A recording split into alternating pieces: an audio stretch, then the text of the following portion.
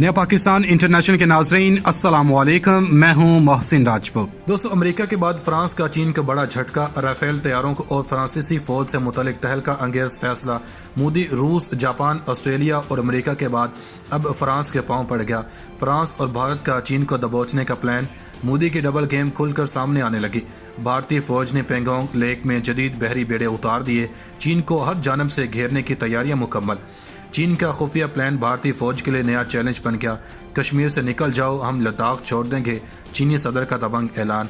Video के आखिर में बताएंगे कि मोदी की कौन सी हरकतों ने सोए हुए ड्रैगन चीन को जगा दिया है। चीन अब कौन से भारतीय इलाकों पर धावा बोलने वाला है। नई आने वाले दोस्तों से गुजारिश है, हमारे चैनल को सब्सक्राइब कर लें, बेल आइकन पर क्लिक करें, वीडियो को फेसबुक और व्हाट्सएप ग्रुप्स में शेयर भी कर दें।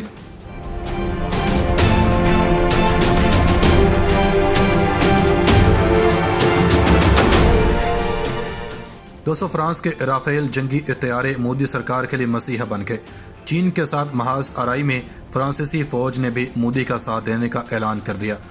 फ्रांस से खरीदे जाने वाले राफेल तैयारे अनकरीब भारतीय फौज को मुहैया कर दिए जाएंगे। लद्दाख में जारी तनाज़ा हर लम्हा नई शक्ल इख्तियार करने लगा।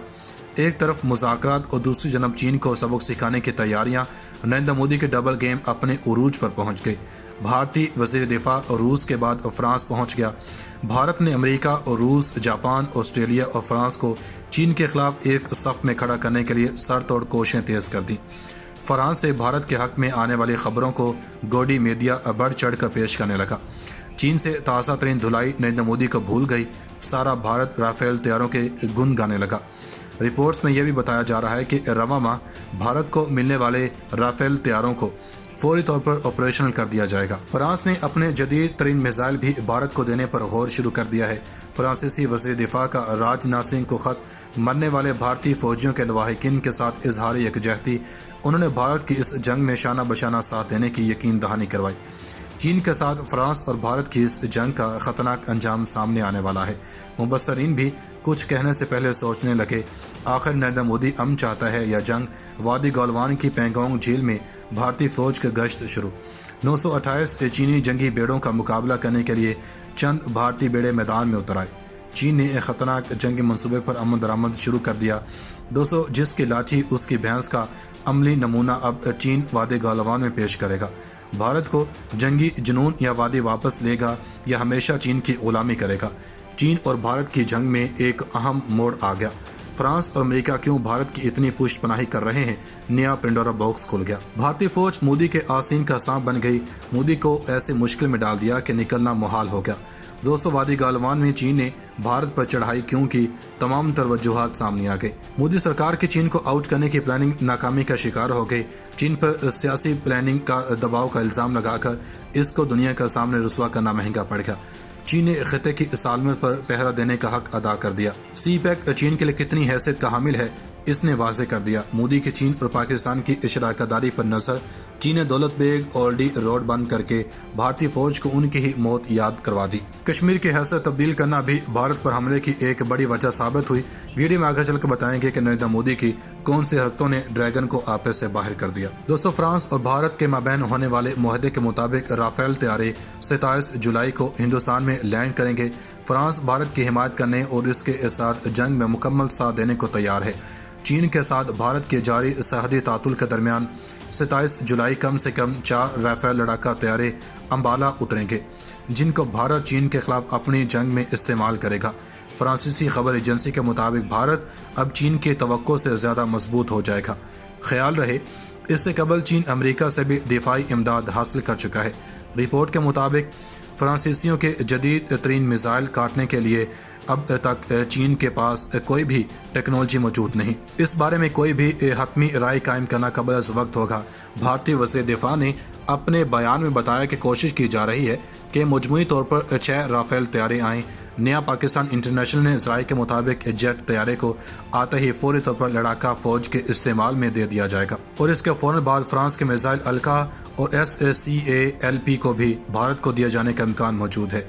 द प्रिंट ने 20 मार्च को शाया की जाने वाली रिपोर्ट के मुताबिक आलमी मर्ज की वजह से राफेल लड़ाका तैयारों की فراہمی تاخیر کا شکار ہوئی۔ دوستو، چین کے ساتھ LAC پر جاری کشیدگی کے دوران فرانس نے ہندوستان کو مستحکم اور دوستانہ فوجی مدد فراہم کرنے کی یقین دہانی کروا دی ہے۔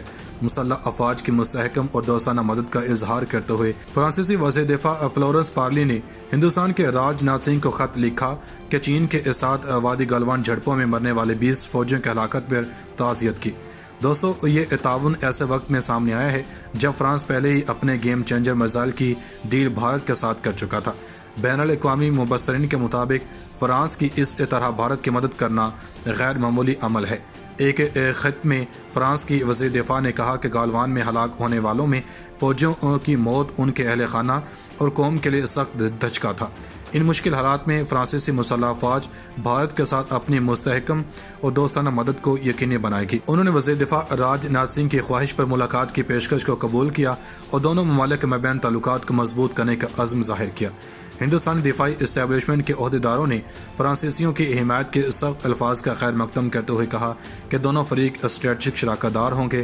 دا پرنٹ کی رپورٹ کے مطابق کم سے کم 4 رافیل جنگجو 27 جولائی کو ہندوستان میں بھیجے جائیں گے اور انہیں جلد ہی آپریشنل طور پر تعینات کیا جا سکتا ہے۔ رپورٹ میں بتایا گیا ہے کہ فرانس پہلے کی اپنے جدید ترین جنگی میزائل بھارت کو دینے پر آمادہ ہو چکا ہے۔ ان کی فراہمی کو ابتدائی طور پر اکتوبر میں شروع کیا جائے گا۔ دوستو، لداخ میں متنازع وادی گلوان کی پینگونگ جھیل میں بھارت نے اپنے جدید ترین جنگی بحری بیڑے اتار دیے ہیں۔ جھیل پر گشت کرتے ہوئے چینی جنگی جہازوں کو شکست دینے کے خواہش سے مودی سرکار نے اپنے جدید جنگی بیڑے بھیج دیے ہیں۔ ہندوستانی بحریہ کی جانب سے تعینات کیے جانے والے ہر بحری بیڑے میں 1 درجن فوجی سوار ہوں گے اور ان کو ٹاپ آف دی لائن نگرانی کی غرض سے دفاعی حصول کے لیے استعمال کیا جائے گا۔ دوستو، چین کی بھارت پر چڑھائی کی سیاسی وجوہات کیا ہیں، آپ کو بتاتے ہیں۔ دوستو، مبصرین کا اس بات پر اتفاق ہے کہ جنوبی ایشیا کے بارے میں چین کے تصورات میں تبدیلی کے کئی عوامل شامل ہیں، لیکن ان میں سب سے اہم حکومت ہند کا وہ ایک یک طرفہ فیصلہ ہے جو اس نے جموں کشمیر اور لداخ کی آئینی حیثیت تبدیل کرنے کے لیے گزشتہ برس اگست میں اٹھایا تھا۔ PG رسول اس ضمن میں کہتے ہیں، بھارت نے 5 اگست 2019 کو لداخ کو وفاق کے زیر انتظام کرنے کے بعد بھارت کے سیاسی نقشے میں اقصی چین اور گلگت بلتستان کو شامل کر لیا۔ اس کے بعد جب اقصی چین تک رسائی کے لیے بھارت نے سڑک کی تعمیر شروع کی تو چین کو اندازہ ہو گیا کہ بات صرف نقشے تک ہی محدود نہیں ہے، بلکہ نئی دہلی سرکار عملی طور پر اقصی چین پر نظریں جمائے بیٹھی ہے۔ وہ کہتے ہیں کہ جب آپ کسی خطے کو اپنا اٹوٹنک بناتے ہیں تو اس کے بعد مزید مذاکرات کی کوئی گنجائش باقی نہیں رہی۔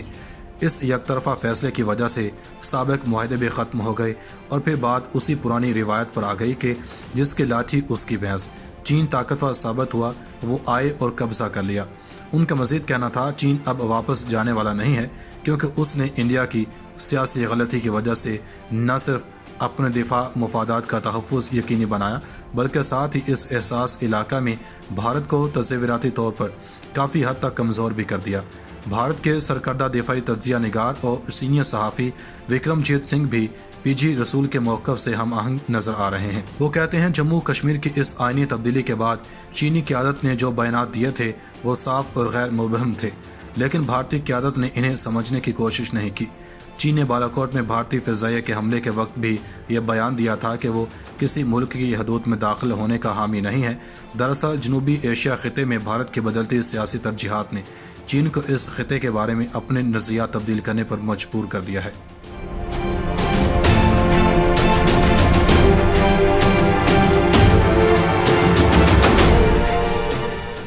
دوستو، آخر میں اب آپ کو بتاتے ہیں کہ آگے کیا ہونے جا رہا ہے۔ عظیم طاقتیں تعطل پسند نہیں کرتی۔ آثار بتا رہے ہیں کہ چین اپنے اہداف کے حصول کی جانب صحیح سمت میں گامزن ہے۔ آگے چل کر کیا واقعی چین لداخ پر چڑھائی کے مطلوبہ مقاصد حاصل کر پائے گا، یہ تو آنے والا وقت ہی بتائے گا۔ تاہم موجودہ حالات میں اب بھارت کی سبھی سرحدیں غیر محفوظ بن چکی ہیں۔ سکم سے لے کر ہماچل پردیش، اتراکھنڈ اور اروناچل پردیش اور لداخ تک چین کے ساتھ ملنے والی سرحد کے علاوہ لداخ کے ایک ہی دوسرے حصہ اور جموں کشمیر میں پاکستان کے ساتھ لگنے والی سرحد کشیدہ بن چکی ہیں، جو کوئی اچھی یا اطمینان بخش صورتحال قرار نہیں دی جا سکتی، کیونکہ دفاعی اعتبار سے بیجنگ اور نئی دہلی کا کوئی موازنہ نہیں ہے اور ذرا سی بھی غلطی ڈریگن کو برہم کر سکتی ہے۔ تاہم مبصرین سمجھتے ہیں کہ موجودہ حالات میں بھارت کے لیے واحد اطمینان بخش چیز یہ ہے کہ چین جنگ نہیں چاہے گا، اور اگر بھارت سرکار خاموشی سے بیجنگ کو بڑا بھائی تسلیم کرتے ہوئے عالمی سیاست، تجارت، معیشت میں کچھ رعایت اور کچھ ٹھوس یقین دہانیاں فراہم کرتی ہے تو شاید چین اپنی پیش قدمی روک دے گا۔ قوم پرستی کا جو ہائی وولٹیج ڈرامہ گزشتہ چند برسوں میں بھارت میں کھیلا گیا وہ شاید ہی نریندر مودی کو اس کی اجازت دے۔